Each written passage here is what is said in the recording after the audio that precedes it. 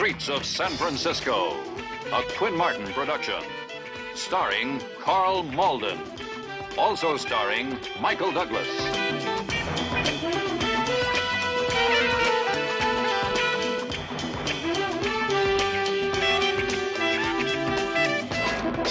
With guest stars John Davidson, Herb Edelman, Marianne McAndrew, Anne Helm, John Fiedler.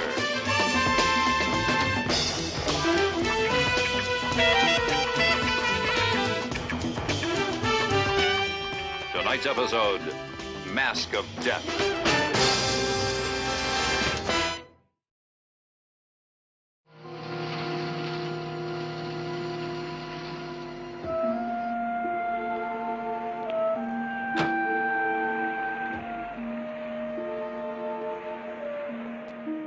Miss Carroll, a very pleasant evening to you.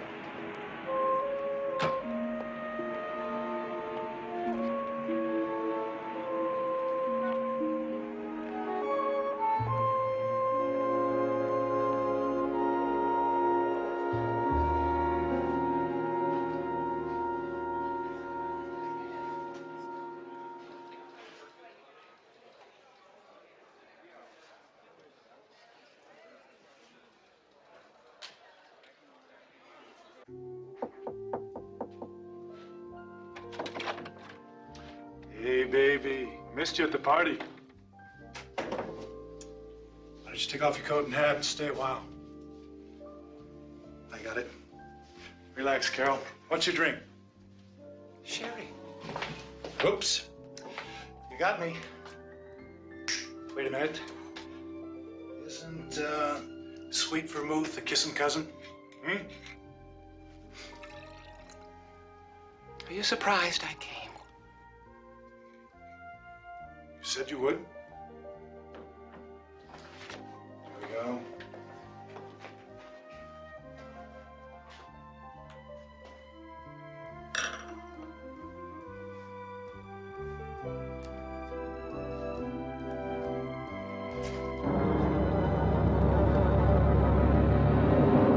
Now, the weapon was a narrow gauge shaft, probably steel.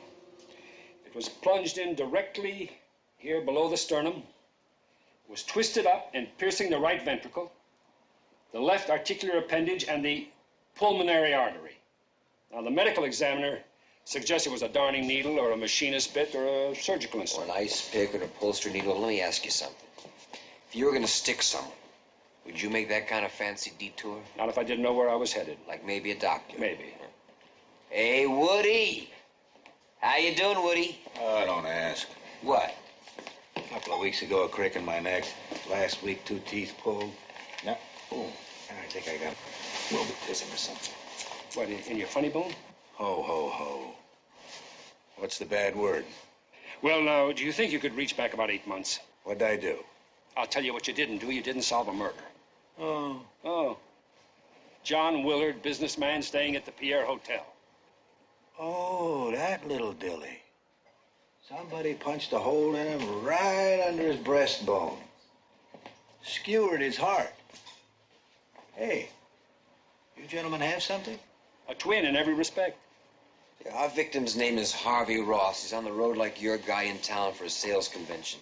He's dealing in costume jewelry. Only the only thing is there's no samples missing from his case. My guy had a roll of bills on him. Would have choked a horse. We ruled out robbery in that one, too. An M.O. like this, we're after the same sickie, all right. Woody, you consider a woman? Yeah, I walked that around for a while. But a female predator that uses eyeshadow and pantyhose, the rare species, my friend. But not quite extinct, my friend. Maybe it's arthritis. Hey, your guy married? Yeah, he's got 3 kids. He's living in Palo Alto. A player? Yeah, we haven't talked to his wife yet. We thought we'd get a little more before we got into that with her. What hotel? Pierre.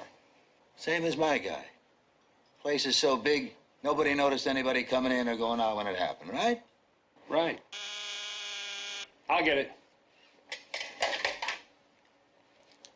Lieutenant Stone, Oh, yes, Mr. Gans. Thanks for calling back. Okay, I'll see you at 5. I'm sorry. You come to these things hoping to get away from work, and you got to do more than ever. That's quite all right, Mr. Gans. Say, Harvey Ross was attending the same convention as you, then? Yeah. That really blew my mind when I got back here this morning and heard about what had happened. You were out all last night? Little gal from Sausalito. She gave me her card. She sculpts. Yeah, statues. She shows her stuff on a little shop over at Chestnut. Then you were with Mr. Ross earlier in the evening. That's right.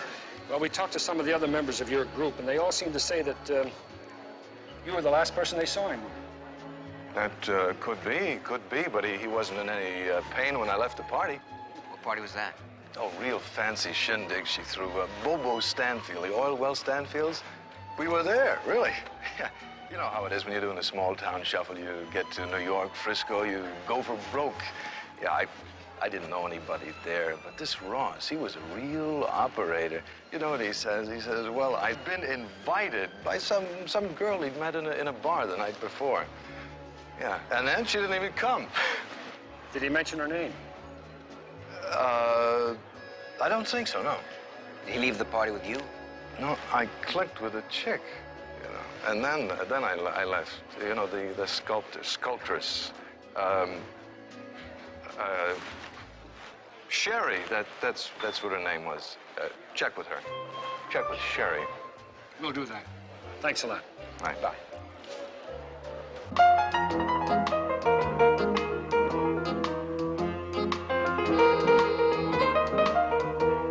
While tearing off a game of golf, I may make a play for the caddy, but when I do, I don't follow through, 'cause my heart belongs to Daddy. If I invite a boy some night to dine on my fine Finn and Hattie, I just adore his asking for more, but my heart belongs to Daddy.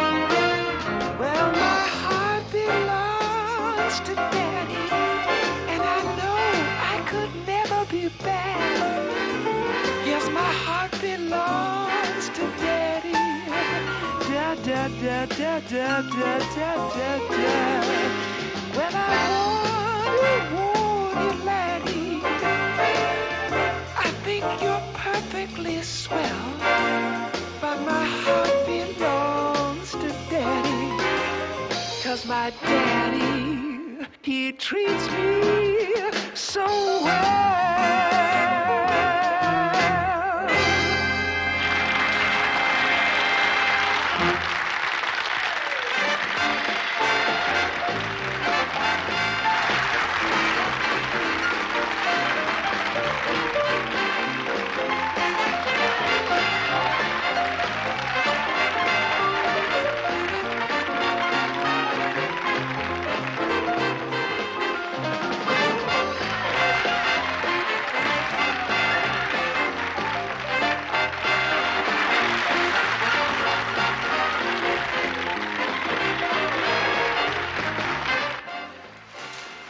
Betty, you don't fix this zip. I'll slash my wrists. I just hung up with Green in Vegas. He wants an answer on that August thing. And there's a local talk show. Want you for Thursday. No, forget it, Laurie. People who watch talk shows don't pay to see our kind of entertainment. Out! Everybody out. Honey, All right, out. If there's anything you want, just call. Vegas There's thing. not gonna be any. Carol, I have to give them an Out, answer. Sam.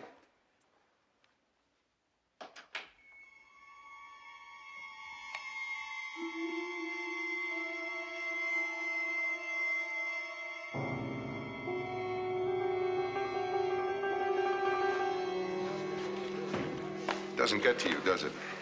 What? You blind or something? The whole Carol Marlowe number, 10 minutes after the last curtain call, it's still hanging on. Sam, you've been around show people all your life. Oh, sure, it takes a long time getting into character, and you gotta have time to turn it off, but 16 years. I never saw one like ours. We got us an original one, Laurie, believe me. Look who's telling who.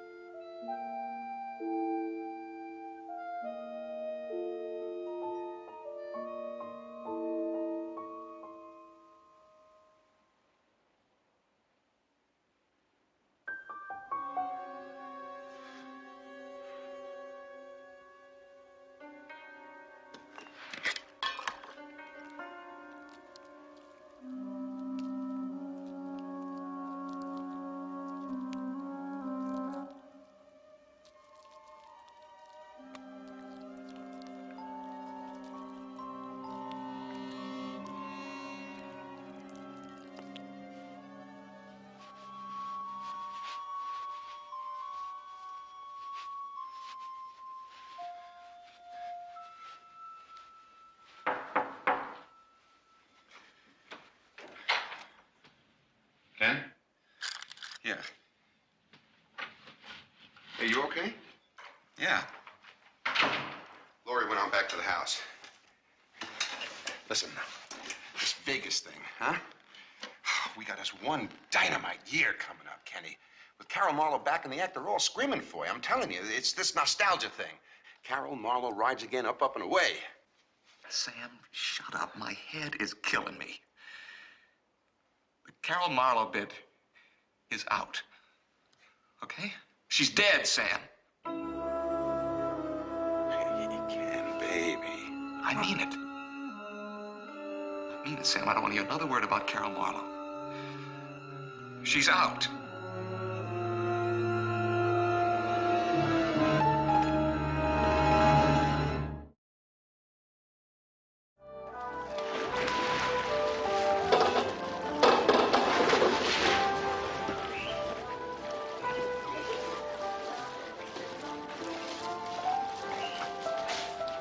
Oh, they're early. Hurry up, Frank. Make me decent.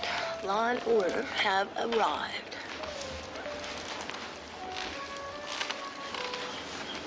Thank you, Martin. Forgive me, gentlemen. I must be ready for you. Mrs. Stanfield, I'm Lieutenant Stone. This is Inspector Keller. It shouldn't take too long, Mrs. Stanfield. That's unfortunate. Would you gentlemen care to join me in a drink? No. No, thank you. You don't mind if I have another one, do you? Not at all. Yes.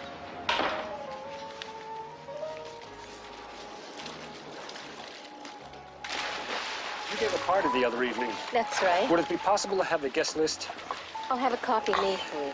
Here's the man I mentioned to you over the phone. Oh, yes. I'm afraid that he was the pathetic Fletcher Spore. You remember him then? There are some men that are terribly hard to forget, Inspector. Had you ever seen him before the party? No, but I think if Ken Scott hadn't pulled him off when he did, I would have slapped him in the face. Ken Scott, did you say? Yes, the actor. Well, an impressionist, really. He came in and he did a few of his bits and kept it from being a bad scene that I didn't need. We understand Mr. Ross was invited by a lady he met in the bar the night before. You know who that would be? No, but if you ever find out, I would like to know that, too. I mean, I certainly don't need a person with that kind of taste around here, do I? Did you see him leave the party? Not likely. I would have applauded. I did see Ken locking him in a corner. Read him the house rules, I guess. Well, if there isn't something else you'd like to tell us, maybe we ought to leave.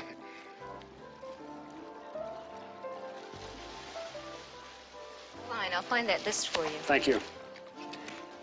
Oh, there was one other thing. What's that? I don't know if it means anything to you, but he got a phone call later on in the evening from a girl. Did you answer the phone? No, I don't answer the phone around here. Well, how'd you know it was from a girl? I saw him. See, a man has a different way of talking to a woman on the phone than to another man. Why don't you prove it to yourself, Inspector, and call me sometime? Okay.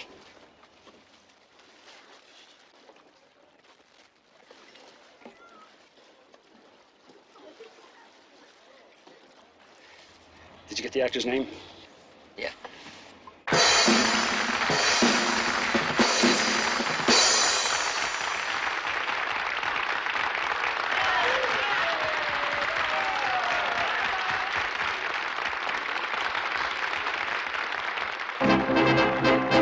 A kiss on the hand may be quite continental, but diamonds are a girl's best friend. A kiss may be grand, but it won't pay the rental on your humble flat, or help you at the automat. Men grow cold as girls grow old, and we all lose our charms in the end. But square cut or pear shape, these rocks don't lose their shape. Diamonds are a girl's best friend. May come a time when a lass needs a lawyer, but diamonds are a girl's best friend.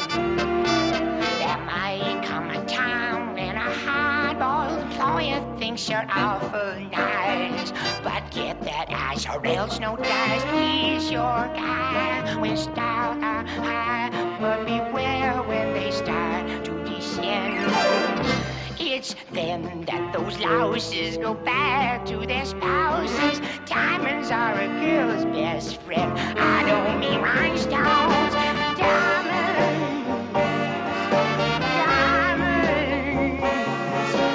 Diamonds are a girl's best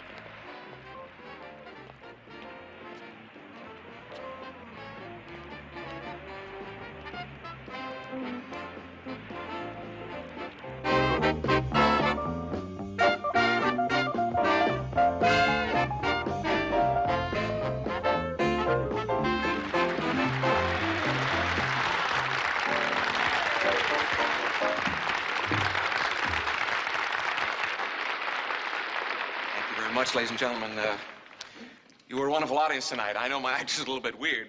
Still have my nails on. You were a great audience tonight. Many people don't actually understand what I do, and they're very shocked when they come to see me work. It's not so much the act that shocks them, it's when they get the check. Actually, people really don't understand what I do. Let's face it. Give you an example. A couple of months ago in Miami, a nice elderly couple came walking backstage, and they were so excited. They wanted to congratulate me. They couldn't believe that a woman could impersonate a man so well.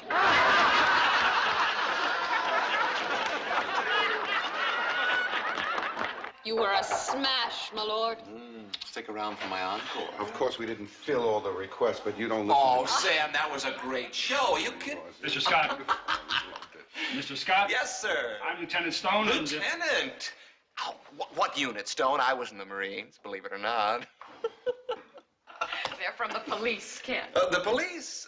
Oh, I hope you don't bust me, gentlemen. I'm clean. I'm clean. Honey, are you going to do Maryland tomorrow night? Yes. Ooh, on the second show. We're investigating a homicide, Mr. Scott. We understand you were at a party at Bobo Stanfield's the other night. That's right. Met a man named Harvey Ross. He got killed a few hours later. Aha, maybe that's an omen or something. Mr. Scott, you talked to the victim. He was the man who made a play for Mrs. Stanfield. Bobo? Yeah, I remember that creep. Bought himself 6 feet of earth, huh? Lordy, some calla lilies for his grave. The calla lilies are in bloom again. Lieutenant, maybe if you got to the point. Sam, please, cool it. Guys, look. I saw him, I lectured him, and I just forgot him. Did you see him leave the party with anybody? I don't know. I left early. He was still hanging around. Officers, I do hope I've been helpful. Yes, I do.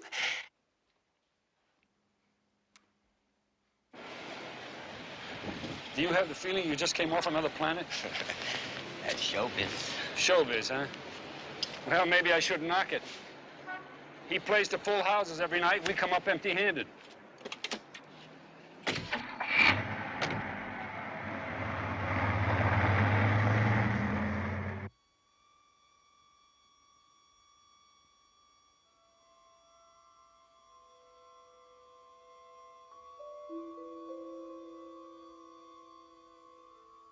We have nothing to talk about.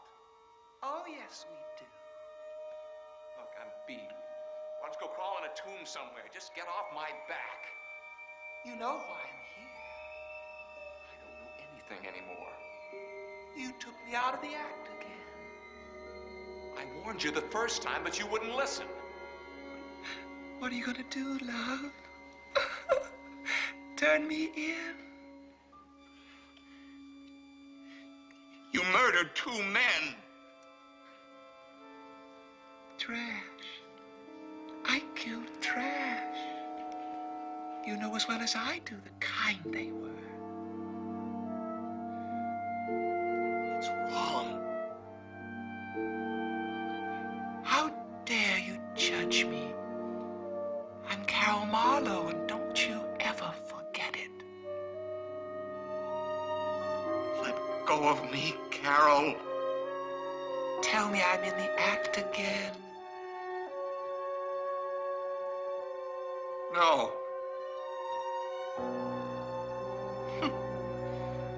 There's only one way to deal with you, love. Sorry, but I miss my audiences. Carol. Carol.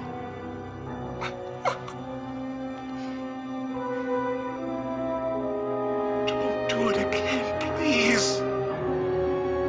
Carol!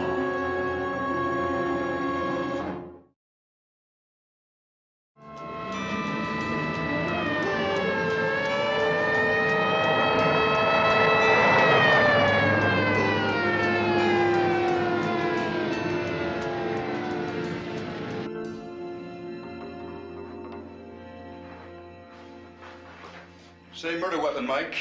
When did it happen, Bernie? Oh, 5, 6 hours ago, maybe. Not much more. Mike, this is Mr. Winkler. I think he's got something for us. Oh, I'm on a double shift, so I must have been on duty when this happened last night, don't you know? Mr. Winkler, the medical examiner figures the victim has been dead for about 6 hours. Well, it was 2:45 a.m., that is, when I saw this woman coming out of the elevator.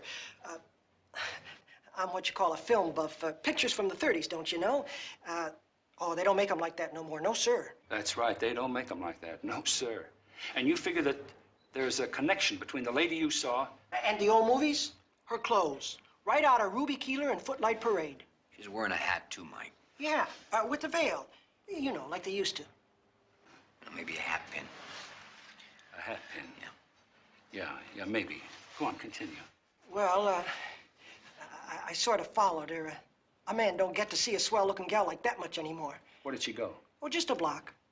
And sitting there waiting for her is this big limousine that looks like it just come out of Gloria Swanson's garage, don't you know? Did you get the license number? No, sir. Too busy trying to figure out if it was a 33 or 34 Brewster. 33 or 34 Brewster?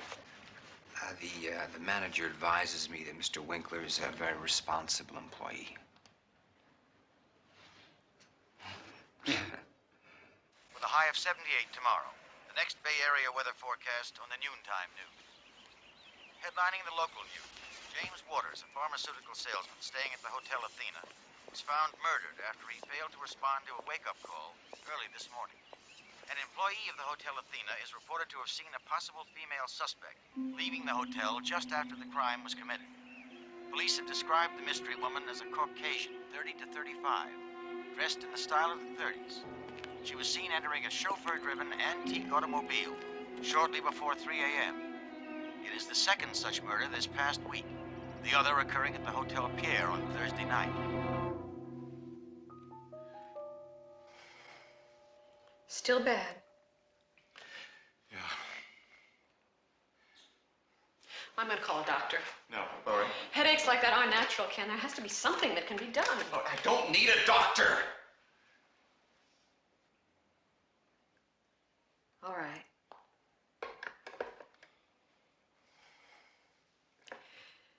Maybe you don't need me either. Lori, I'll be all right. I'll be all right in just a couple of minutes. No, Ken. And as long as you keep lying to yourself, pressing yourself, you're never going to be well. Look, I'm not sick. You're exhausted. No. You're so drained you don't know anything about yourself anymore. How could you? Think about what you do. Every day you have to masquerade around so perfectly that people can't tell what sex you are. I mean, what kind of concentration does that take? What kind of tension does that have to put you under? Okay, I'll tell Sam to cancel the next couple of dates. That won't do it, Ken. You tell Sam to find a new client. You can't keep on with the act, Ken. That kind of pressure isn't normal. That kind of transformation isn't normal. It's breaking you. You have to stop it, Ken. You have to quit. I can't. I mean, how do I live? Your life doesn't depend on that damned act. Mine does. What? I said, Mine does.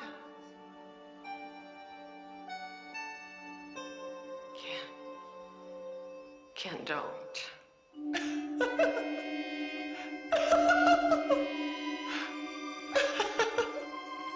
Oh, dear God.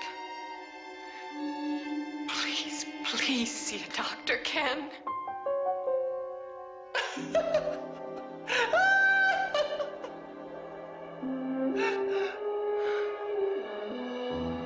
You won't be seeing me anymore. Go. Run. Tramp. This is where I live. You don't belong here anyway.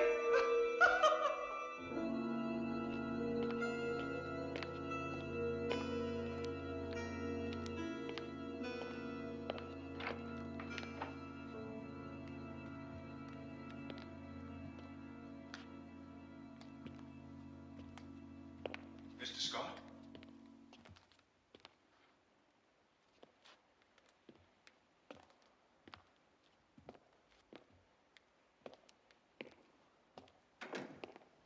Mr. Scott, sir?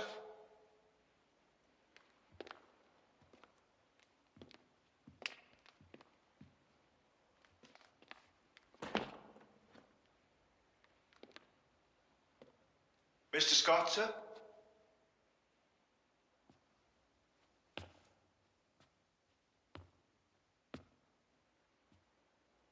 Mr. Scott?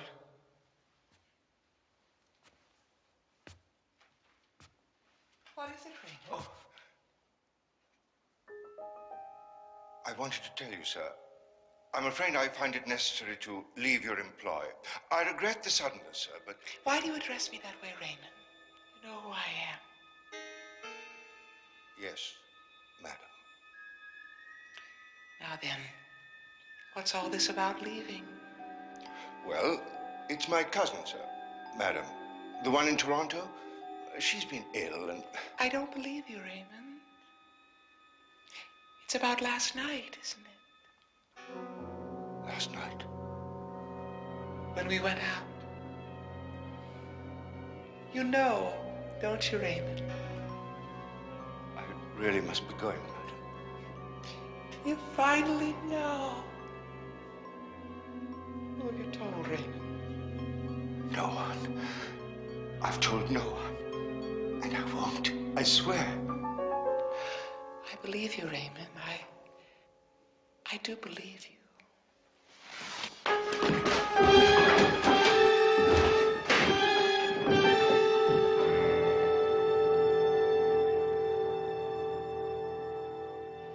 All I saw was real elegant. Walk just so, don't you know? Now, look all you want, but I don't think I'm gonna find...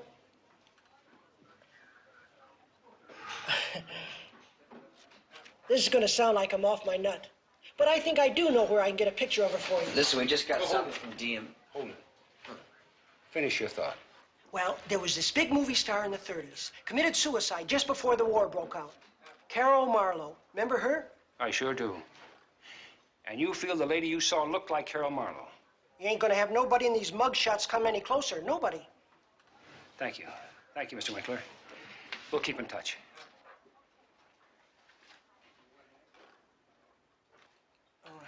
Sorry. Force of habit.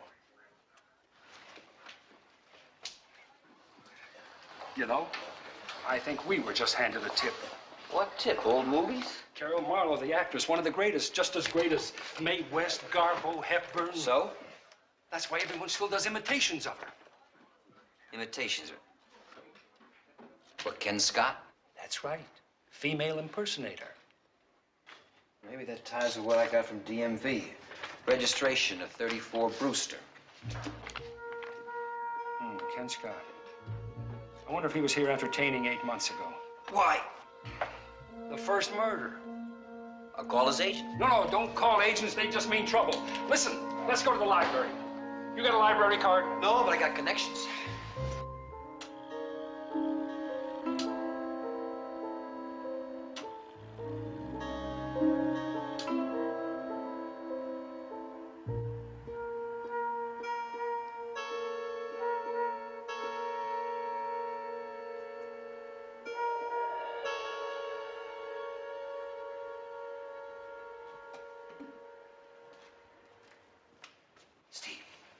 Steve, come in.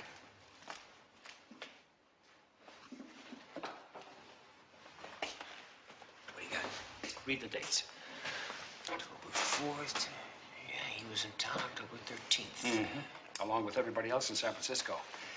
But crazy as it sounds, I think we're really onto something. Okay, we got 3 bios on Carol Marlowe. She was a very, very kinky lady. They got one chapter in here, you're not going to believe it. Well, don't believe everything you read on film, people. They're human beings just like anybody else. What are you talking about? The lady killed herself. Her mother's a juicer. Her father, guess what did for a living? Traveling salesman. That's right, a salesman, away from home all the time. She never forgave him. She blamed him for all her hang-ups. Now, I may be reverting back to my old psych classes, but it could be she's killing her father every time she kills one of the salesmen. Why she? We're talking about a guy. Ken Scott. Oh, yeah. Okay, I got a picture of her anyway. It was taken in 1939. That's her chauffeur, Raymond Howard. In a limousine? Yeah. Could be a 34 Brewster. Yeah, that's what the author said, yeah. It does, huh? Yeah. Well, let's go and find out what Mr. Scott has to say. Well, you see, there was a car seen in the area. It was one of those, old classics that people like to collect. 1934 Brewster. You found out that I own one, right? That's right. Yeah, it belonged to Carol Marlowe. Matter of fact, that's why I bought it. I happen to be a very big fan. I see. Of course, we know that there isn't one person in 1,000 who can tell you the difference between a 34 Brewster and a 29 Duesenberg. So what? So were you driving the car last night? No, I never drive that car. I drive a Ferrari. Of course, a Brewster's driven by a chauffeur, isn't it, Mr. Scott? You have a chauffeur? Yes, I do. What's his name? His name is Raymond. Raymond Howard. How long's he worked for you? I don't know, not long. A year, maybe. He worked for Marlowe, too. Brought him out of retirement just to drive me around. It's all just part of the act, huh? Lieutenant, everything I do is part of the act. I mean, officer, it's my life. 2 minutes, Ken. Okay. Look, guys, the fellow you're looking for couldn't possibly have been Raymond. I mean, he would never take that car out on his own. Well, now we're not looking for a guy. We're looking for a gal, a woman. Well, I'm even more sure it couldn't have been my car then. Officer, that's my music starting up. You'll have to excuse me. I have to get into character. Yes, I do. Right. Is there anything else? No, there's nothing else. Thank you very much for your time. Right. No problem, officer. Diamonds are hot girl's best friend.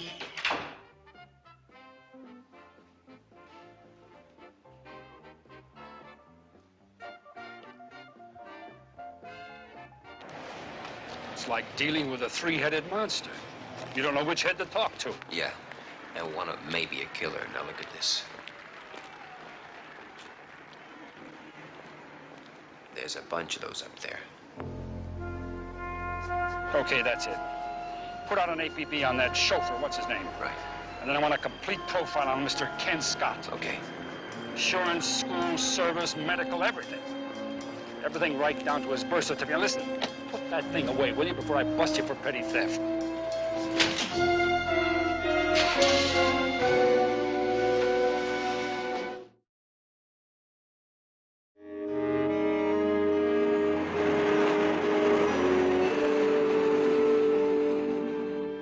No, we understand that. This would be strictly confidential.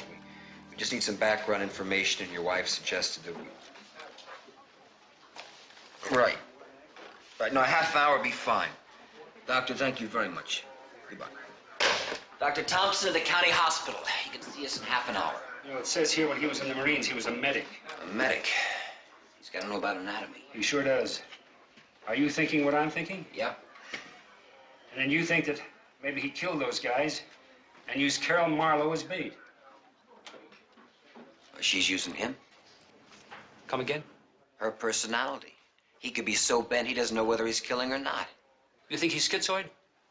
Well, is there anything in those reports that tell us that? Well, I don't know. It says here, Kenneth Jackson Scott was born in 1940, dropped out of school in 1959 to become a medic in the Marines, 3 years of service, 4 years of Academy of Performing Arts, some stage work, and he was a big hit on the road in a thing called Charlie's Aunt. Yeah, that figures. What does? Charlie's Aunt. It's a play about a guy who dresses up as a woman, his aunt. It is, huh?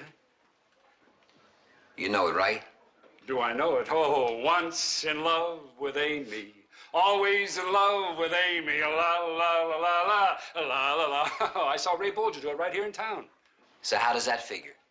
Well, how does it figure? It figures that just because he's a female impersonator doesn't make him a basket case. I know a guy on Guadalcanal, a Marine, a sergeant.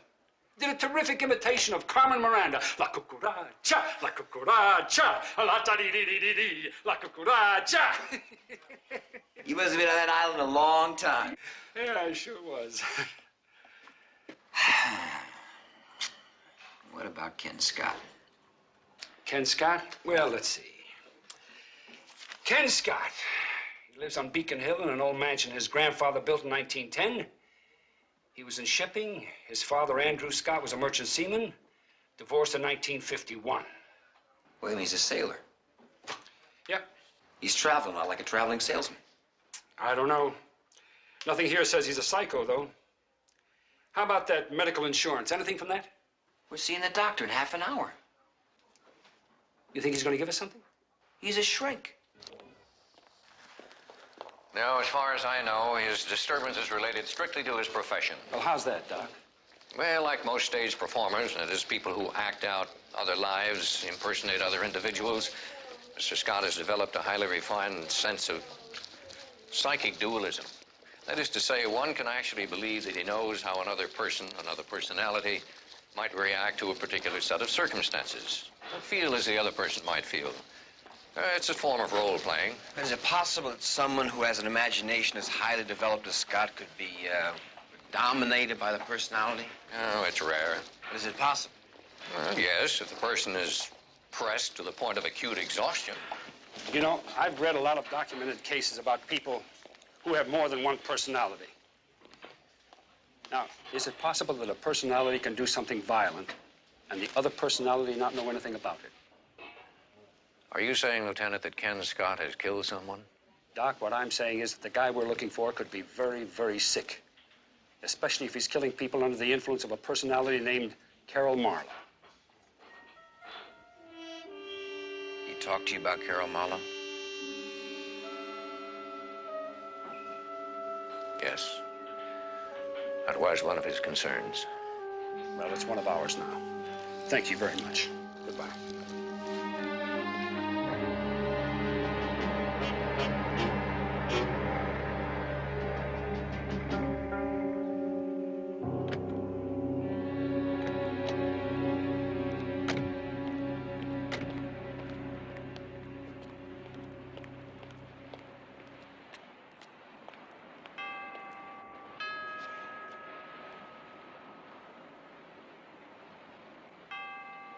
Where's Raymond? How come he doesn't open up?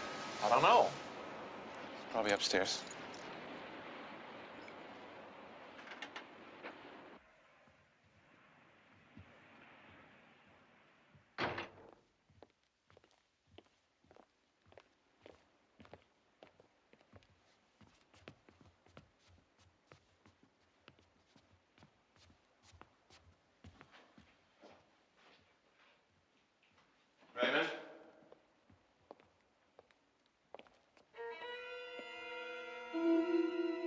Sam, why don't you go fix yourself a drink, huh? Okay? Raymond?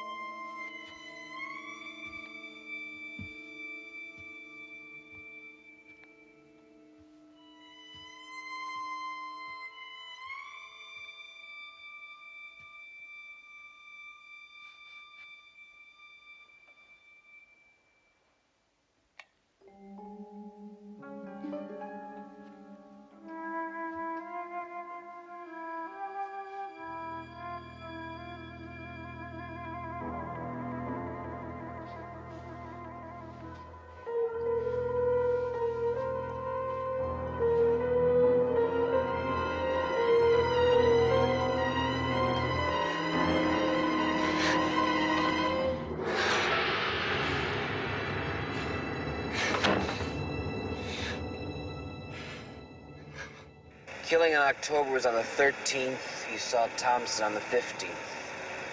You think it's possible he could be conscious of what he's doing part of the time? I don't know anything about all that mumbo-jumbo. The only thing I know is I want to put an end to it. Well, you want to handle it? Straight. But the guy's confused. All we can do is help him. He'll get all the help he needs in the hospital. Have you forgotten that he's killed 3 guys already? And they were all very sympathetic, you know. You just had a vacation. Sam, I'm telling you, you cancel the tour. You listen to me, Kenny. We got contracts. You leave me holding an empty bag, and I'm going to sue you, so help me. I'm going to Acapulco tomorrow. You want to make the arrangements or not? Okay, go ahead, do what you want. But when you get back, don't call me, baby. Call my lawyer.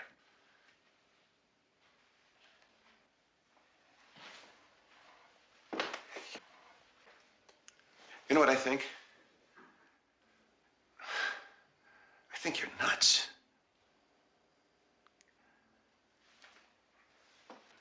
Sam.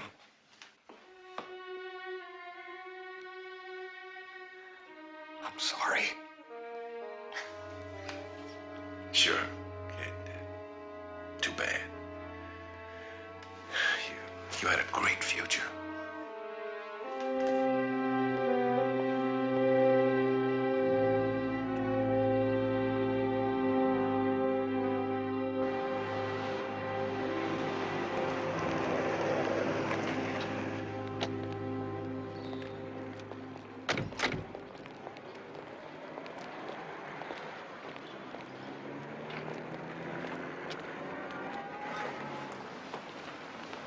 Is Mr. Scott in?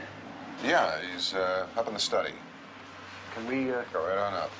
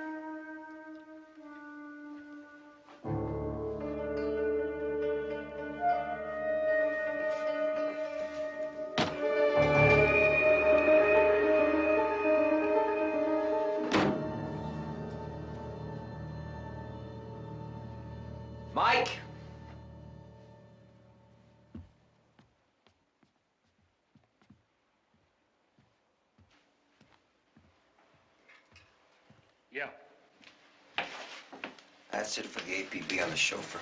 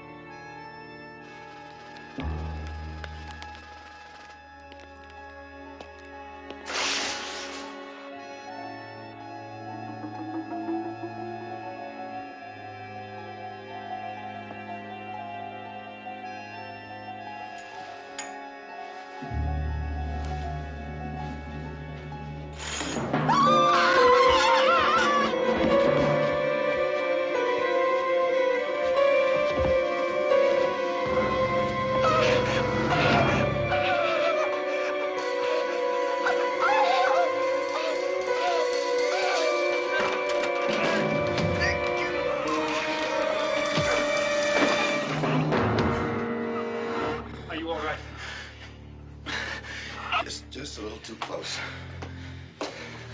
A little too close.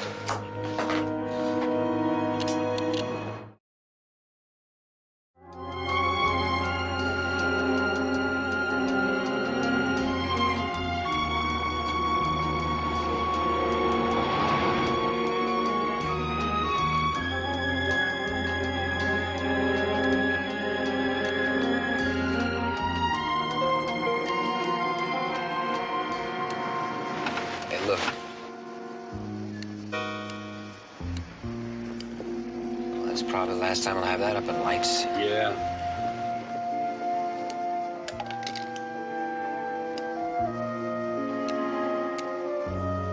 You know, he's even got a hit album out now, too. Those kind of hits I don't mind. Yeah. He was good. Yeah, maybe too good.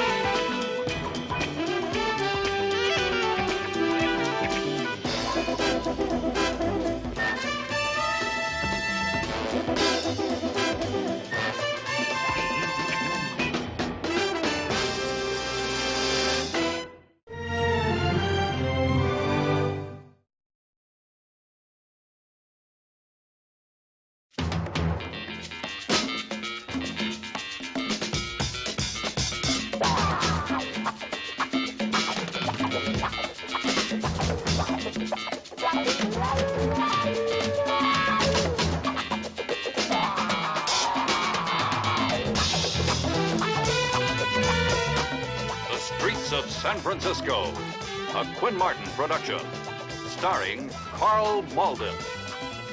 Also starring Michael Douglas.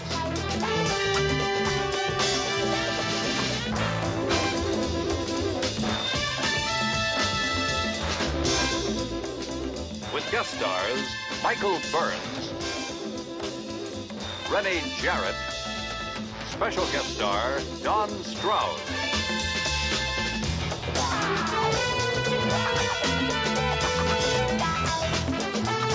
Tonight's episode, I Ain't Marching Anymore.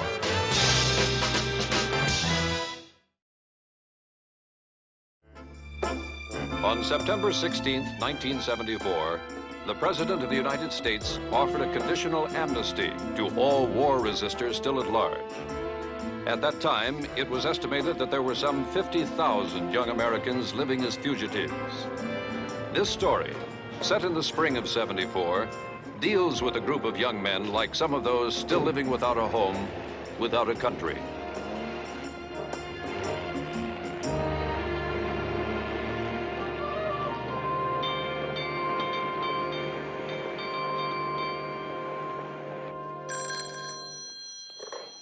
Hello? Hello? Hi, Mom. Bob. It's Bob. How are you, honey? Really good. You sure nothing's wrong? No, nothing's wrong. Everything's fine. Here's your father. Hello, son. Hi, Pop. Gee, you sound terrific. Oh, me? Yeah, well, I'm okay, you know. Got to keep punching the old clock.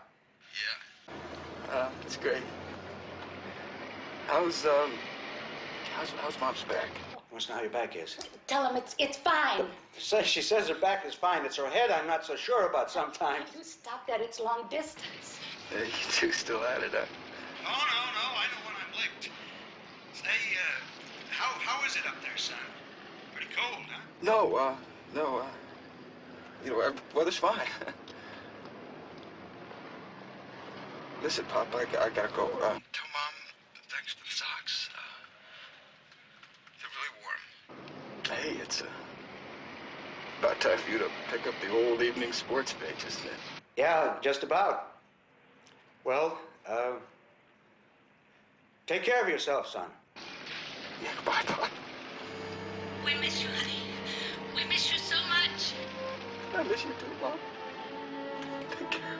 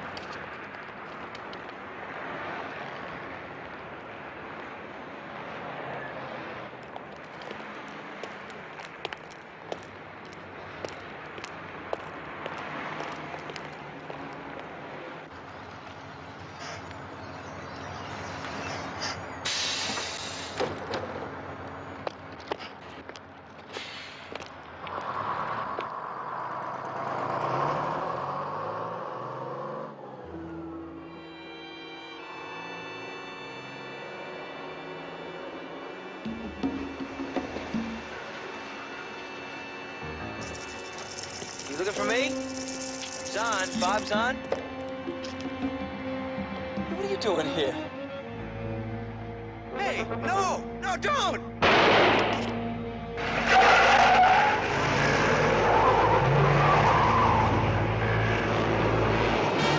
Sure, I'll meet you. How about somewhere between here and where you are? Let's say old City Hall Plaza. In a half hour? All right, I'll see you then. Right, that's a date. The government's got a make on that Front Street shooting. Who was he? Robert Emery Zahn, United States Marine Corps. Wanted for desertion. Where, Vietnam? Mm-hmm. Failed to return to his unit after R&R from Hong Kong. 1969. 69? That's a long time. It certainly is. What have you got? Oh, I got the ballistics report. Something wrong with it? No, I was just thinking 4 or 5 years on the run, halfway around the world, and bam, you're dead. You're right. Bang, he's dead. Yeah. What? The slug they took out of him is a 9mm with a bullet weight of 94 grains? Yeah, I saw that. What do you think, a foreign make? 94 grains, it's gotta be. The only gun I know that can take a load like that is a Russian service automatic. Yeah, it's either a Stechkin or a Makarov. They used those in Vietnam? Oh, they sure did. So where you going? Don't worry, it ain't Moscow. Zana's a local kid whose parents live over on Colfax. Will you talk to them? Yeah. I've got a date with a government guy named Carson. I'll pick up what I can on this kid's background. Enlisted U.S. Marine Corps, Camp Pendleton, Vietnam, Echo Company, 2nd Battalion, 3rd Marines. Promoted to corporal. Mustard? Yeah, thanks. Bronze Star, Purple Heart. Made squad leader of the 3rd Platoon's Alpha Squad. AWOL, September 29, 1969. Surfaced in Toronto, November 10. When did he come here? Well, this is the last report. Still has him in Canada. Oh, yeah? I thought you government guys had everything wired right down to the last minute. I guess I'm going to have to write my congressman. Come on, what do you want? The report's only 10 days old. Well, that could mean that he wasn't in town more than a few days before he got shot. No, no, he couldn't have been. Let me ask you something. Why would he come here? He gets collared, he goes up for years. Some trouble he's running away from up there? Well, we haven't heard of anything. The Canadians keep us pretty well informed. I don't know. It happens all the time, Mike. They get depressed, homesick. They're around then, huh? Oh, yeah. Deserters, draft evaders. A lot more of them stayed in the country than went out. Of course, they wouldn't last for a week if they weren't getting help. From who? Organizations, you know, all the deep breathers. Then the lawyers, businessmen. There's a doctor right over here on Powell. A man named Blakely. Straight arrow. No record of any radical activity. Last person on God's earth you'd think would be into helping fugitives. What kind of help? Money? Well, no, not that so much. Mostly they get them jobs, maybe a place to stay. Put the new boys in touch with the old-timers, that kind of thing. Must be pretty tough to make a case against them then, isn't it? No, once in a while we get one, but they're pretty careful. Thanks for the meeting. No problem. Thanks for lunch. Well, forget it. We don't know anything. We didn't even know he was home. He was right here in town. We didn't even know it. I guess he was afraid to tell you. What? Well, he knew the authorities were looking for him. He probably told them to come here from time to time. And he didn't want you to get in trouble if he got caught here. We wouldn't have said anything.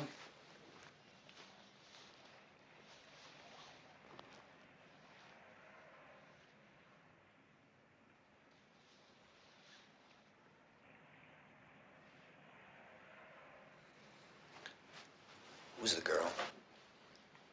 I'm sorry. The girl in the picture. That's Kathy. Guess we should call her. Sir, if you'd like, I can tell her. Tell her what? That he died a coward, a deserter, a traitor? No, that he's dead, that's all. That's all? Well, that's not all. That's not anything. Tell her why he died. Tell me. Explain to me so I can understand. All right, maybe he was wrong. But was he so wrong that somebody should kill him? Was he? Mr. Zahn, we don't know who killed him or why. And maybe you don't care very much, huh? Maybe he's better off dead. No, we care.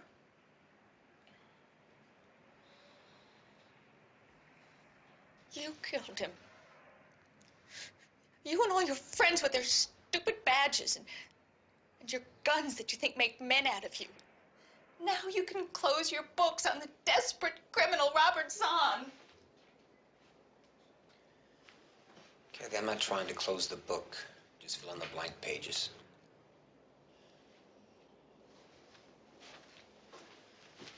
When was the last time you saw Robert? Last year, I went to Toronto. You didn't stay with him? He wouldn't let me. Did you know he was in San Francisco? No. Didn't he make any attempt to try? How is he supposed to get in touch with me? They watch people like me. Haven't you heard? I'm a walking booby trap. Okay. Okay. What did you say your name was? Keller. You weren't in the service, were you, Keller? No. No. Policemen didn't get drafted, did they? No, they didn't. So you stayed at home and chased the ones who did. Kathy, I'm sorry, but I'm not the enemy. Who is Keller?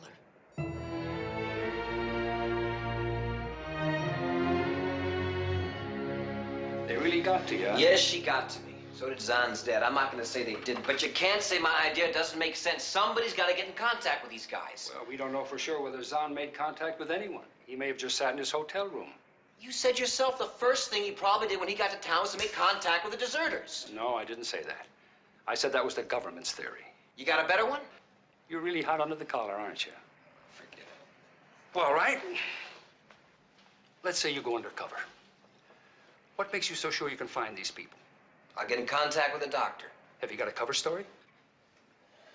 No, not yet, no. Well, you're going to need one. Where are you going to come from, Canada? Yeah, I guess so.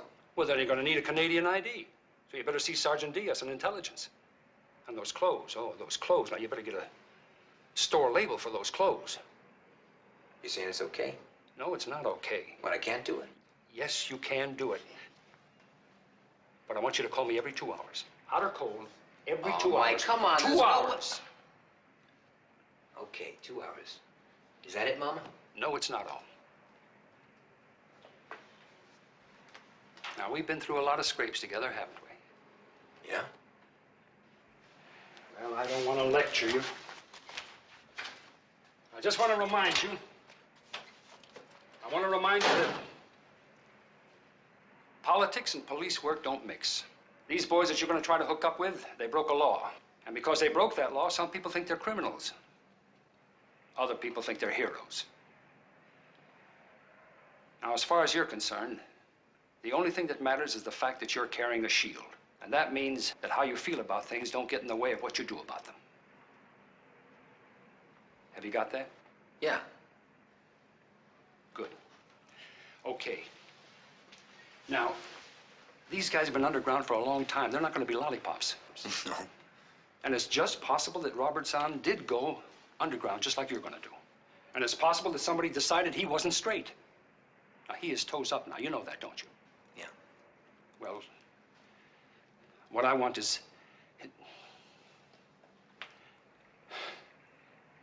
I want you to be heads up.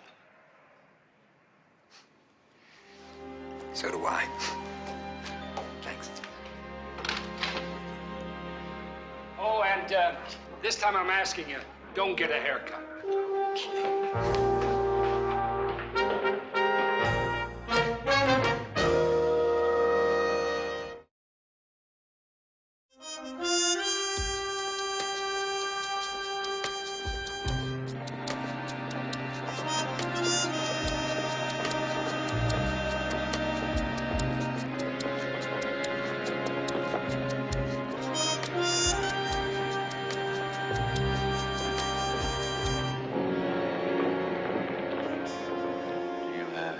No.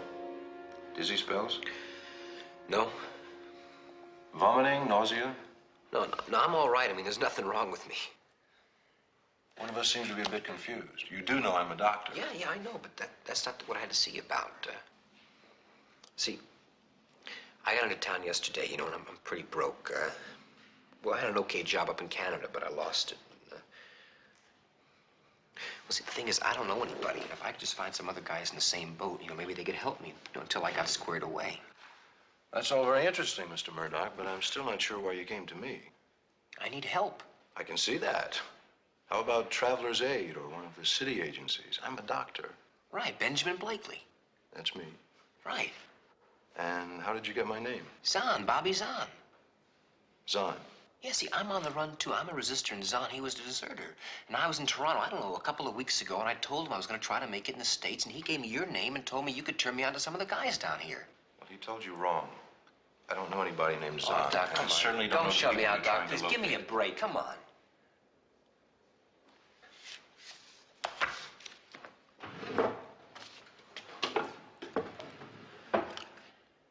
I heard you were okay. Guess I heard wrong. Thanks for nothing.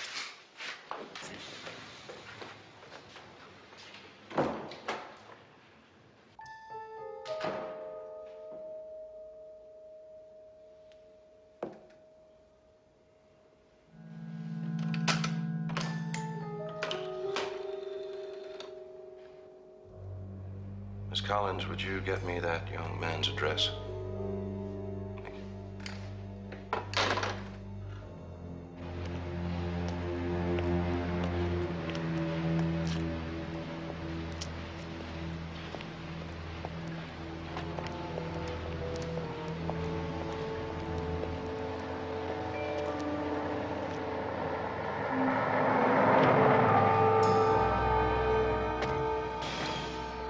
I don't like him.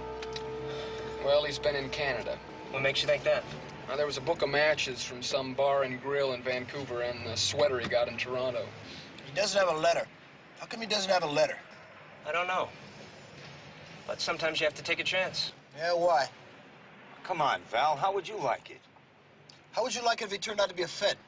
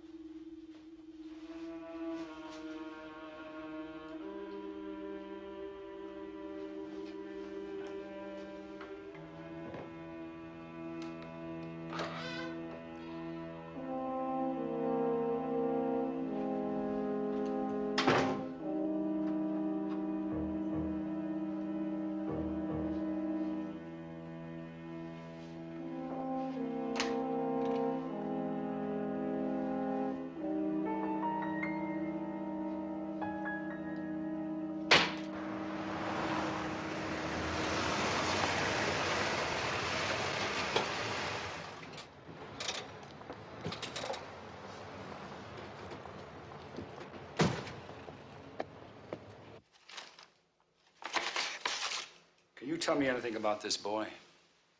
The kind of kid he was? Was he ever in trouble? I'm sorry.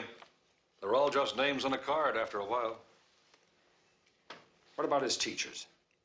Well, that's possible.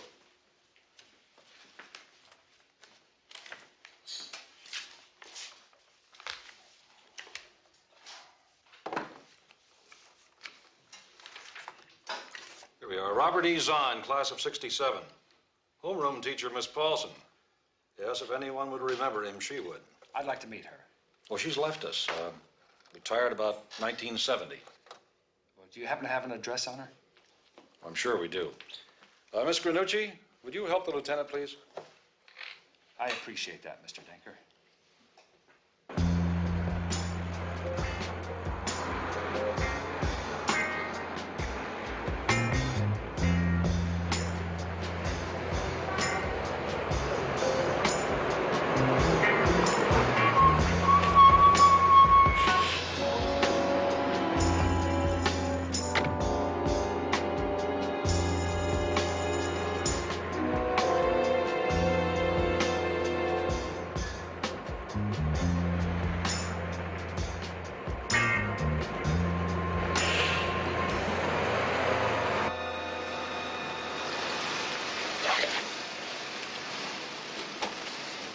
Paulson.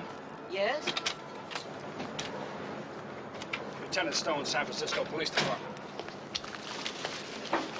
I'd like to talk to you about one of your former pupils, Robert Zahn. Well, I don't think I want to talk to you about Robert, Lieutenant. If he's in trouble with the government, that's his business, not mine. Well, I'm afraid it's more than trouble. He's been murdered.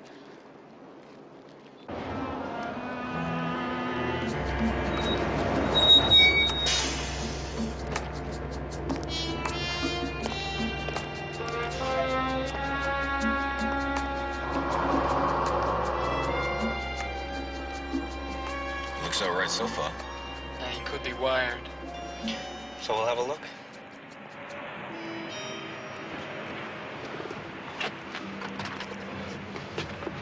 How did it go? He didn't talk to anyone.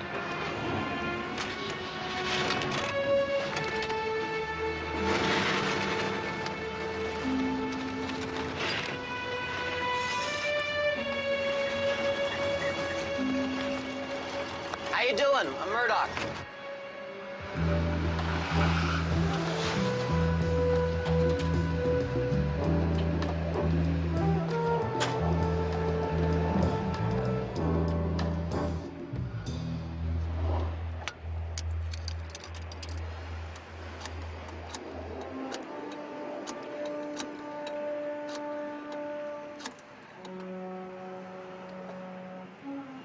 Murphy, Stone, have you heard from Keller?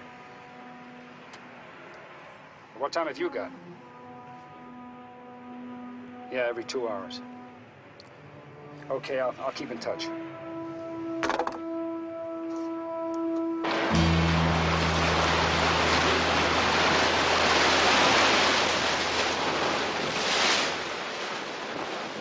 You see, Murdoch, it's like we don't know who you are. I mean, you could be anybody. Right. See, when someone from the outside gets in touch with us, well, they usually have this letter of introduction or something we could check out. Yeah, well, I've never been into the, the exile community thing. You were somewhere, brother. Sure, I've been a lot of places. I was in Red Deer, Winnipeg, even Glace Bay up in Nova Scotia. You name it, I probably washed dishes or cut timber or something. Where were you drafted? Pennsylvania. Well, I never took the step. I just caught the first bus heading north. How come you're here? I mean, here with us. Yeah, I guess that's what we really want to know. Right. Well, I was in Toronto about 2 weeks ago, and I stopped by the committee to see if there's anything new about amnesty, and I got talking with this deserter, Bobby Zahn. Any of you guys know him? Anyway, he told me he was going to try to make it in San Francisco, underground. I said, well, how do you do that? And he told me about this guy, Blakely, Dr. Blakely. That still don't answer the question. Why I'm here? Right. Well, right now, man, I wish I knew. I don't know, I left Toronto, I was heading west, and I couldn't get a job. I had my thumb out, and I started thinking about it. Why not? Why don't I give it a try? And now I'm here. Murdoch, come here.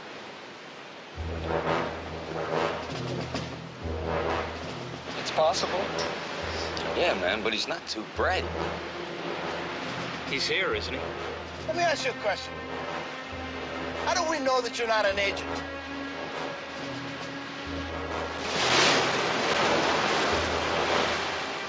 You gonna throw me over just in case?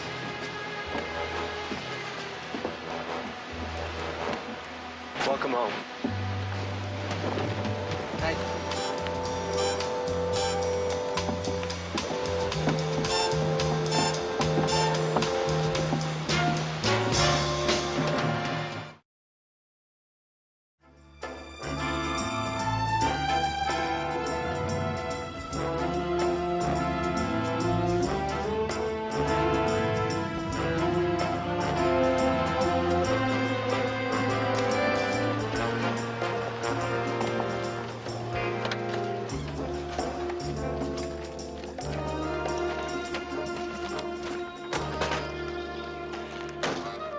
Well, this is it. Was it okay to take this thing off? Sure. Welcome to the home for wayward boys. Well, thank you. Whose place is this? Belongs to Harris. What, you own it? Yeah. Yeah, you can just dump your gear in one of the empty rooms, all right? Show them around. Hey, thank you. Thanks a lot. It's Canford, Bell, and I'm Powers. We go by last names. So much for the formalities. Let's grab a beer. So now you know who's the officer and the gentleman in the crowd. Yeah.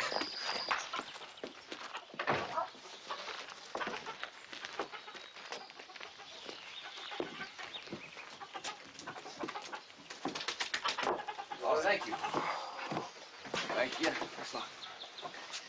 Listen, what happened to Harris's leg? He got shot. Where? Numb. Where else? Hey, he don't like to talk about it, you know. Unless he got a discharge. Oh, yeah, he's not hiding out. He just lets us crash here till we get papers, a job, place to live, like that. That's pretty nice.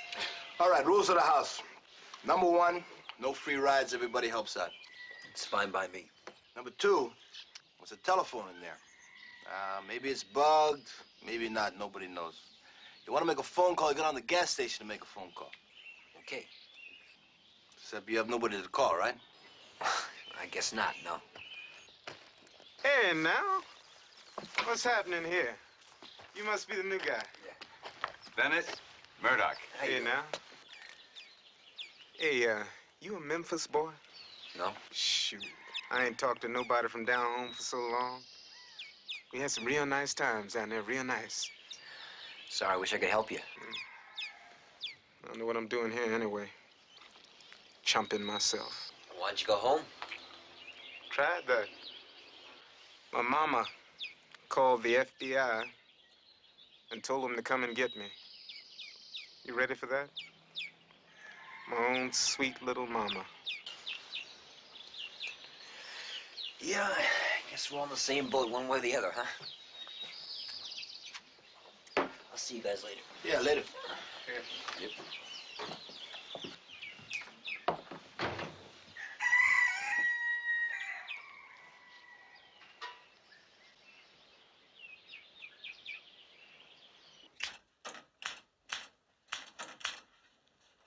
Hello?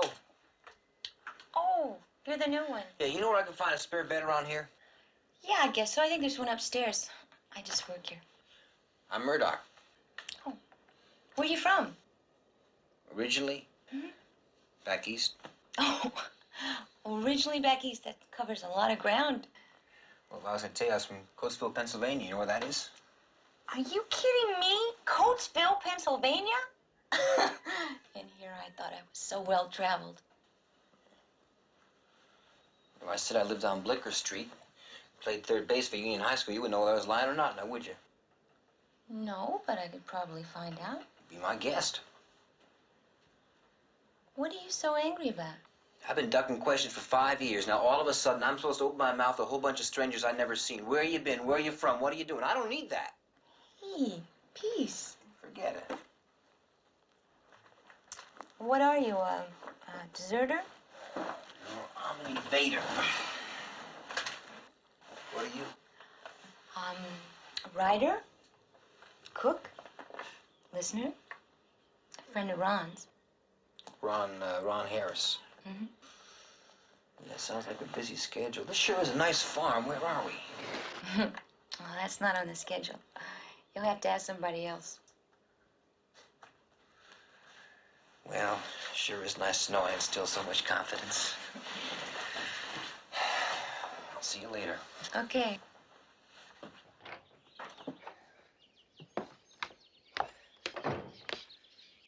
Nobody touched it.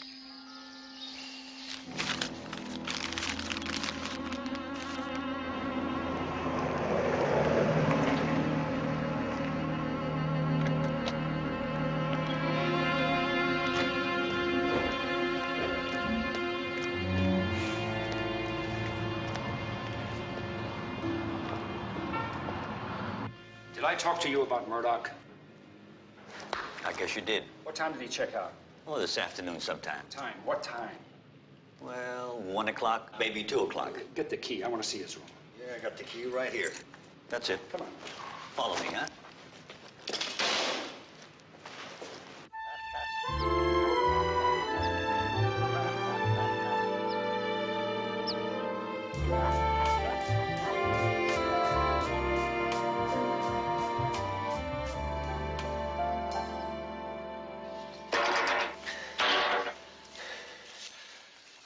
Oh, man, it's gonna be a hot one. Yeah, it sure is. Hey, you must be in pretty good shape cutting all that timber up in Canada, huh? You remember that guy Zahn I told you about? I met him up in Toronto. Yeah. What about? Well, he said he's coming down to San Francisco. Just wondered if he made it. Why? Yeah, he was a nice guy. Well, I wouldn't know. I never seen him. Didn't see Harris this morning. Uh-huh. He went into town. What do you have, a doctor's appointment? Yeah. What about this fella Zahn, the one who's supposed to know him? Does he or doesn't he? We don't know. Zahn never showed up. What do you mean? He was here. I called you about him. And we fixed it up so we'd meet, but he never came. So you don't know if the new man's legitimate or an infiltrator? I can't say that makes me feel very secure. Here. Murdoch used this yesterday. I made sure nobody touched it. It's got his fingerprints on it. So? Well, I thought maybe you could have that friend of yours lift the prints and check them out. What did I say? How am I going to explain that? Doc, it's in a good cause, right? You mean our necks? No, I mean if this guy is who he says he is, we don't want to lose him. You must have felt the same way. You wouldn't have called. Yeah, I know. Okay?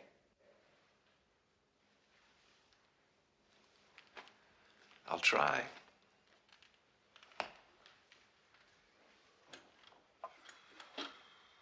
Did he ever tell you why he deserted? He wasn't the only one, you know. There were 500,000 others. Well, I thought the most we ever had over there was 500,000. They didn't all quit. I believe that figure is for all U.S. forces overseas since 1964. All right. There are a lot of young men who chose the same way Robert Zahn did. But there are a lot more, many, many more, who didn't choose that way. My country, right or wrong? You think that's foolish? You don't? Well, I think it's a good country. And speaking for myself, it may be the best. Because I think we have a pretty good system of laws. And laws should never be changed, huh? I didn't say that, did I? The bad ones and the outdated ones, of course they should be changed. And I think they should be challenged, but if you're going to break a law that is still in effect, well, then you better be able to take the consequences. Bob knew the consequences. I'm sure he did. Miss Hollander, I don't want to argue with you about the war. Robert Zahn had a very good service record. He was decorated, he was promoted. And then all of a sudden, something happened. Something happened that made him turn around, completely around. Now, he wrote a letter to an old school teacher friend of his telling him what happened. But it was all kind of general. I thought maybe he had written to you, and that to you he was a little more specific. That's all I'm asking. Let's say that he did. How would that help you find out who killed him? I don't know. I'm just trying to fill in the blanks. If it happened to be a chance encounter, well, then it doesn't matter how many blanks I fill in, does it? But if somebody wanted him dead, I'd like to know why. Wouldn't you?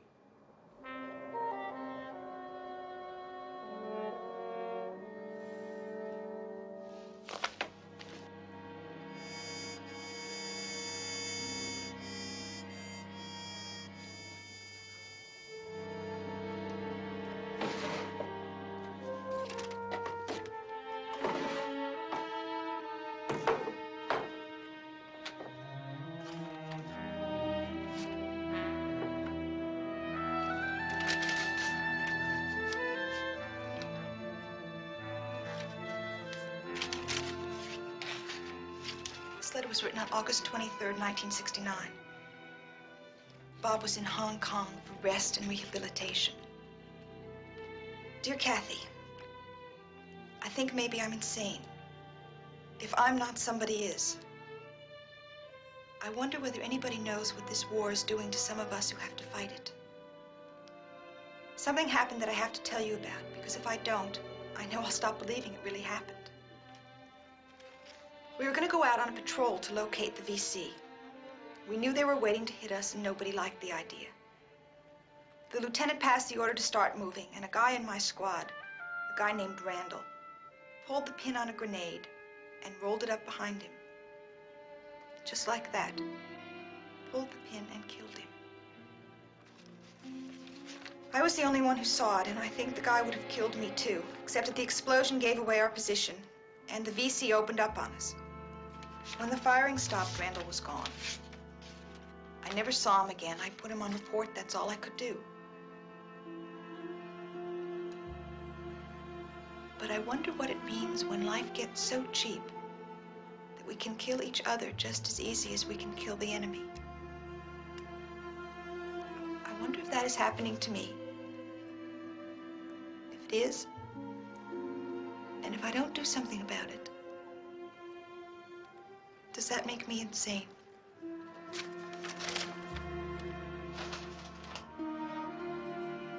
The next time I heard from him, he was in Canada. May I use your phone? Help yourself.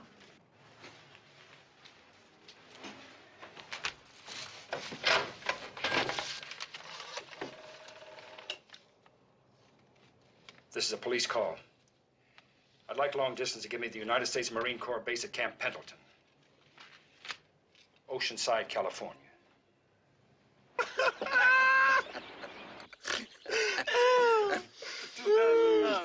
But what I want to know is why is Vail so uptight? Oh, he's all right. He spent a long time in Nam, and I guess they had a rough time. Wonder if Bobby Zahn ever made it. Hey, wasn't he that guy who made contact last week? I think that was Zahn. Yeah. Any of you guys want anything from the store? Hey, give me a Hershey bar. A fat woman with money. Wait a minute, I'll give you a hand.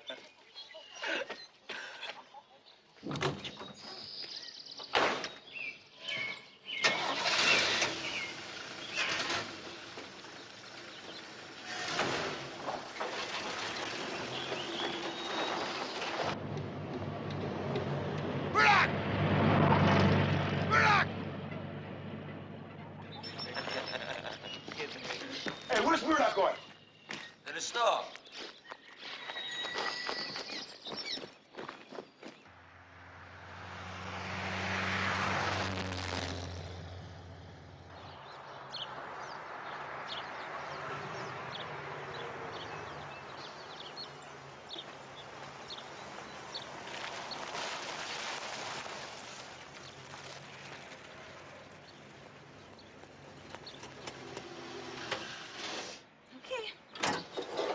Listen, why don't I go fill it up with gas? I'll meet you back here. Okay, fine. Just tell Jonas to put it on the bill.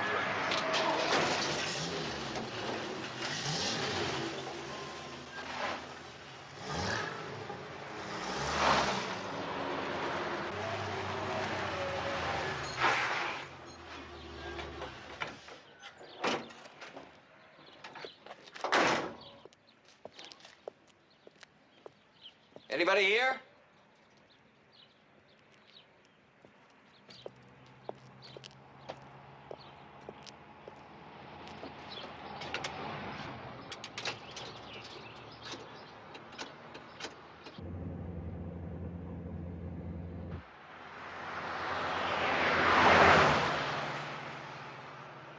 No, there's no number on this thing. There's a general store called Peterson's in Alsford. Right across the street's a one-pumper station. It's, I don't know, maybe 40, 50 minutes out of town, probably between you and Modesto. Say, that's an awful lot of real estate. Listen, this is what I picked up. A Marine in Zahn's outfit fragged a lieutenant. Zahn was the only witness. The guy's name who did it is Randall. Now, I've got the Marine Corps looking up his service record and his description. Okay, I'll check it out. Wait a minute, hold on 1 second. Hey, mister! Where are we? Where is this place?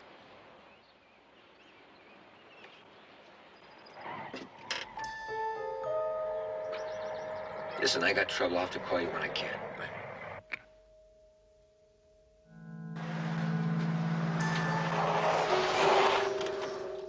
Hey, what are you doing, man? Well, you told me to use that phone. Yeah, I thought you said you didn't know anybody. Remember to check. Where, from Canada? And I'll have to answer all your questions. My tail is tied to yours, brother. Now, you've been asking a lot of questions around here. About time you answer some. Yeah, and you just back off.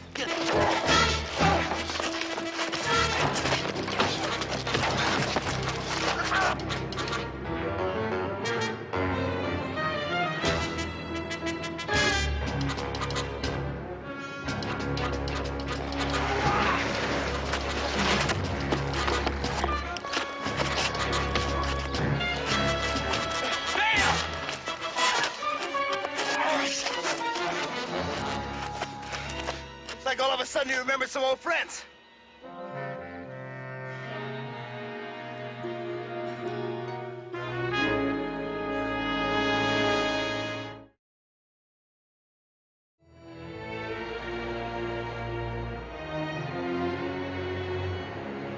There's only one way they could have found him. You told them, and I want you to tell me where he is. I'm going to call my lawyer. You do that. But you listen to me. This has nothing to do with politics. It has nothing to do with the Vietnam War, whether it's right or whether it's wrong. This has to do with the cop. And if anything happens to that cop, if he is killed or hurt in any way, I promise you, you're going to be the fall guy. Now go on, call. You really think he's in danger? Did you ever hear of a kid named Robert Zahn? Yes, he was here a few days ago. Why? He's been murdered. And we think one of your good friends pulled the trigger. I think he's an agent. That's your problem. Yeah? Well, I got the answer to it right Hey, here. now, hey, come on, man. You don't need that. Get it away, Val. Let's hear some answers, man. Or what? You gonna kill me like you did Zahn, that lieutenant? What are you talking about? Bad news, Vale. Or is it Randall? Either way, if you kill me now, you're gonna have to kill every person here. How do you know that Zahn was killed? Because I saw the body. He was shot to death last Wednesday after he made contact, and the bullet came from a Russian automatic, probably that gun right there. He's a cop, man. Later for this. Hey, hold it, hold it! What do you mean, hold it? I'm looking at 5 years in the joint. Now, let's take it easy. Let's cool out. Now, let's put it together. Now, how about it? Are you an agent? No, I'm not FBI. I'm not military intelligence. Like the man said, I'm just a cop, okay? I'm on a murder case. You got that? A murder case. Oh, yeah, I believe that. It doesn't make any difference. It's him or us. Well, isn't it? I mean, how else do we get out of this? I don't believe this whole thing. What are you? I thought you were supposed to stand for something. But what is it? Killing? Get him before he gets you? You could have had all that you wanted in Vietnam and been heroes for it now if that's all you cared about. I thought you were supposed to be different. Hey, look, I realize I'm not exactly a neutral observer, but you guys have been on the run for a long time, getting dumped, spit on. And for what? So you can kill me now? Come on. Randall, we're gonna go in. Name's Vale. No, I've never killed anybody. I don't know anything about this guy, Zahn. I'll take it. Whose gun is it? It's mine. Picked it up in Nam. And you picked up Zahn? That's right. What happened? I went to meet him. He didn't show up. No, he showed. Yeah, he showed just like me. And you left him, Harris, just where we found him. Were you there? No, and I wasn't in Nam either. Maybe that's why I don't understand how you could kill your own kind. Give me the gun. Hey, look. You got anything to do with this, Zahn? That's right. Zahn saw this guy frag his own lieutenant. Shut up! You have got no right to judge me. I'm not judging you. They are.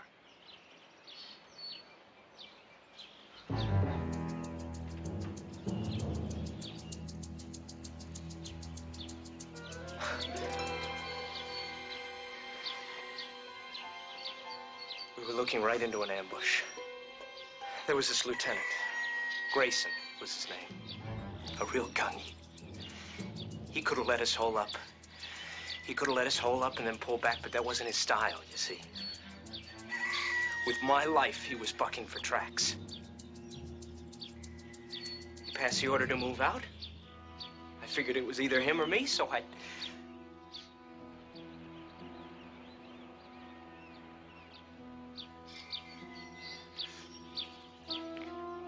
Afterwards, they started opening up on us, you see. So I started to run. I ran until I came on this guy, Harris, Ron Harris. He was dead, so I took his tags, that's all.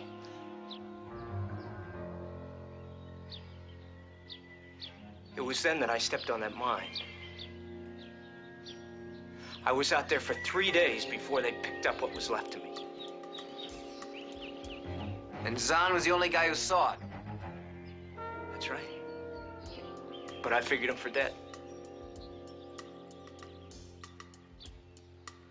Well, what would you have done, huh? The same thing, right?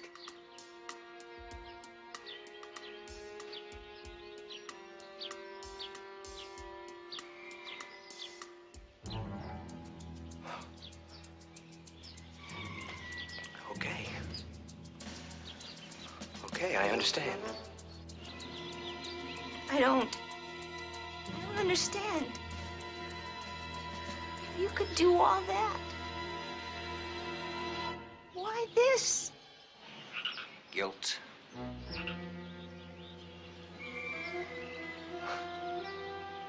Maybe. All right. You guys are on your own. You coming?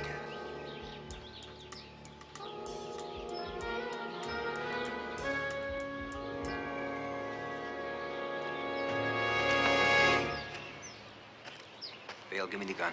No! You can have him, man. Not with this. Okay. Oh, please let him go. I mean, it's all over, isn't You it? want to tell Bob Zahn that or his family? Any of you want to tell him that?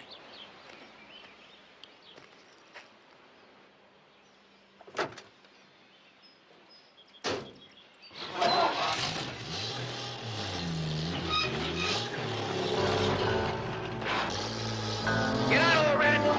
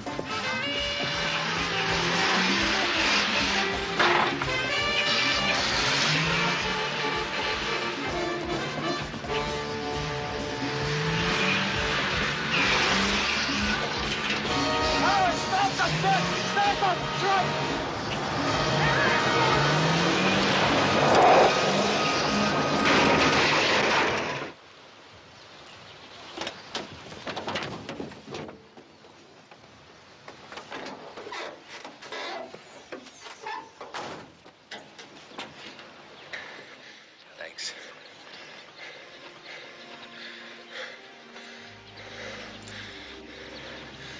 The war's over. Let's get out of here. Come on. Yeah, you too, babe, unless you want to go with him. Guns in the shed. Peace, brother.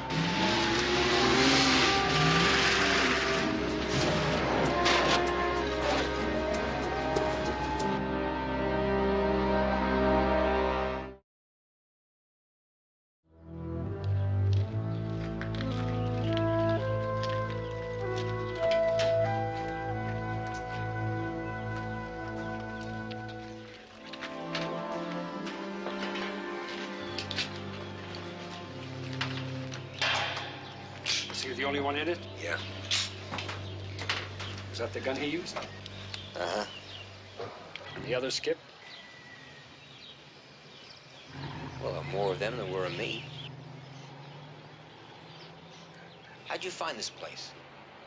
Oh, the doctor. So you gonna face charges? Oh, no, that's for the Bureau. We tell them everything we know. I'm in homicide, remember? That other war, that's for a different department.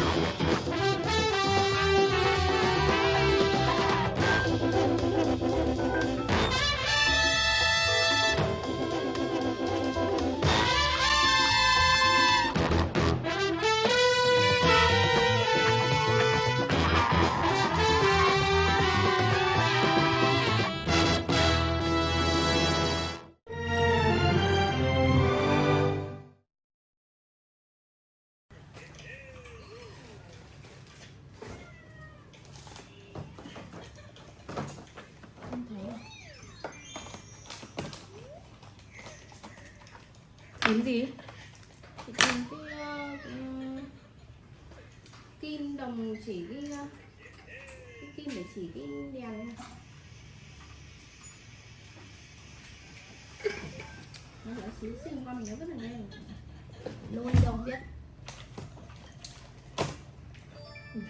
Nắp đâu chị ơi.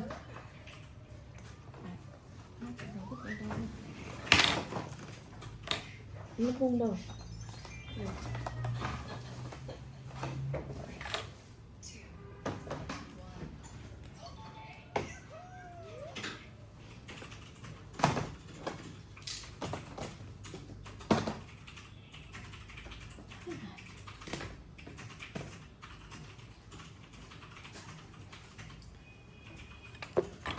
Thiếu gì không nhỉ?